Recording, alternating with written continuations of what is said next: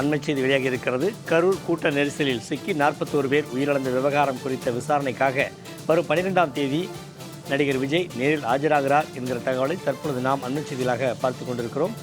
கரூர் கூட்ட நெரிசலில் சிக்கி 41 பேர் உயிரிழந்த விவகாரம் குறித்து நடிகர் விஜய் வரும் 12ஆம் தேதி சிபிஐ முன்பு ஆஜராகிறார் என்கிற தகவலை தற்பொழுது நாம் அண்மை செய்தியாக பார்த்து கொண்டிருக்கிறோம். 12ஆம் தேதி சிபிஐ முன்பு விஜய் ஆஜராகிறார். சிபிஐ சம்மன் அனுப்பியிருந்த நிலையில் வரும் 12ஆம் தேதி நேரில் ஆஜராகிறார் நடிகர் விஜய். இது தொடர்பான கூடுதல் விவரங்களை தெரிவிக்கிறார் நமது சிறப்பு செய்தியாளர் யோகேஸ்வரன். கரூர் சம்பவம் தொடர்பாக நடிகர் விஜய் சிபிஐ முன்பு ஆஜராகிறார். கூடுதல் விவரங்களை பதிவிடுங்க. சண்முகவேல், செப்டம்பர் 27, 2025 கரூர் மாவட்டம் வேலுச்சாமிபுரத்துல தமிழக வெற்றி கழகத்தினுடைய தேர்தல் பரப்புரை கூட்டத்தில் ஏற்பட்ட கூட்ட நெரிசல்ல சிக்கி 41 பேர் உயிரிழந்த விவகாரங்கள் தொடர்பாக உச்சநீதிமன்றத்தினுடைய உத்தரவின் பெயரில் சிபிஐ இந்த வழக்கை கையில் எடுத்து விசாரணை மேற்கொண்டு வருகிறது. 2025 டிசம்பர் மாதம் 29, 30, 31 ஆகிய 3 தேதிகள்ல தமிழக வெற்றி கழகத்தினுடைய நிர்வாகிகள் ஆனந்த், நிர்மல்குமார், அதாவது ஆதவ் அர்ஜுனா, அதே போல கரூர் மாவட்ட செயலாளர் மதியழகன் உள்ளிட்டோரிடம் சிபிஐ விசாரணை நடத்தியது. இதே போல கரூர் மாவட்ட ஆட்சியர் மற்றும் கரூர் மாவட்ட காவல்துறை கண்காணிப்பாளர் உள்ளிட்டோரிடமும் சிபிஐ 3 நாட்களாக விசாரணை நடத்தியிருந்த நிலையில இனி வரக்கூடிய நாட்கள்ல கூடுதல் விசாரணைகளுக்காக நாங்கள் அழைக்கிறோம் என்று டிசம்பர் 31 அன்று தெரிவித்து அனைவரையும் அனுப்பி வைத்திருந்தார்கள்.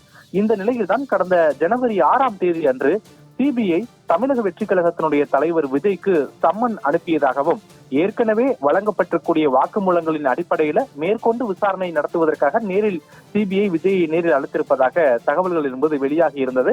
அதனை தமிழக வெற்றி கழகத்தை சேர்ந்த ஒரு சில நிர்வாகிகள் கூட உறுதிப்படுத்தி இருந்தார்கள். ஆனால் விஜய் நேரில் ஆஜராகுவாரா என்பது குறித்தான கேள்விகளுக்கு இந்த ஜனநாயகன் திரைப்பட விவகாரங்கள்ல தணிக்கை சான்றிதழ் வழங்கக்கூடிய விவகாரத்தில் தான் தற்போது அனைத்து நிர்வாகிகளுமே மும்முரமாக இருக்கிறார்கள்.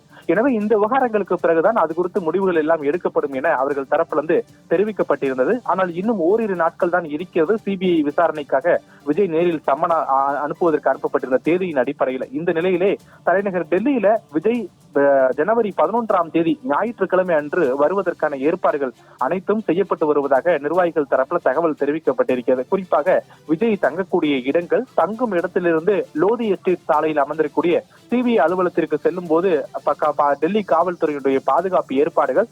ஏனென்றால் அரசியலிலும் சரி நடிகருமாக முக்கியத்துவம் பெற்றக்கூடிய ஒருவர், அவர் வருகையின் போது அதிக அளவில் ரசிகர்கள் கூடுவதற்கான வாய்ப்புகள் இருக்கிறது. பெரும்பாலான தமிழ் மக்கள் டெல்லியில் இருக்கிறார்கள். எனவே ரசிகர்கள் கூடும்போது அதனை கட்டுப்படுத்துவது உள்ளிட்ட விவகாரங்கள் குறித்தெல்லாம் டெல்லி காவல்துறையோடு ஆலோசித்திருப்பதாக சொல்லப்படுகிறது. எனவே இதனை எல்லாம் ஒப்பிட்டு பார்க்கும்போது வரக்கூடிய ஜனவரி 11ஆம் தேதி அன்று சென்னையிலிருந்து நடிகர் விஜய் டெல்லி வருவார் என்றும், ஏற்கனவே சிபிஐ அனுப்பியிருக்கக்கூடிய சம்மன் அடிப்படையில ஜனவரி 12ஆம் தேதி காலை 10:30 மணிக்கு விஜய் லோதி எஸ்டேட் சாலையில் இருக்கக்கூடிய சிபிஐ அலுவலகத்துல விசாரணைக்காக ஆஜராக கூடுவார் என எதிர்பார்க்கப்படுகிறது. இதற்கான அனைத்து முன் பணிகளையுமே தமிழக வெற்றி கழகத்தினுடைய நிர்வாகிகள், குறிப்பாக ஆதவ் அர்ஜுனாவுடைய வழிகாட்டின் பெயரில் தற்போது இந்த பணிகள் எல்லாம் டெல்லியில நடைபெற்று வருகிறது. இந்த பணிகள் அனைத்து முடிவடைந்த உடனே வரக்கூடிய 11ஆம் தேதி அன்று விஜய் விசாரணைக்காக டெல்லி சென்னையிலிருந்து புறப்பட்டு வருவார். 12ஆம் தேதி ஆஜராகுவார் என்ற தகவல் எல்லாம் உறுதிப்படுத்த முடிகிறது.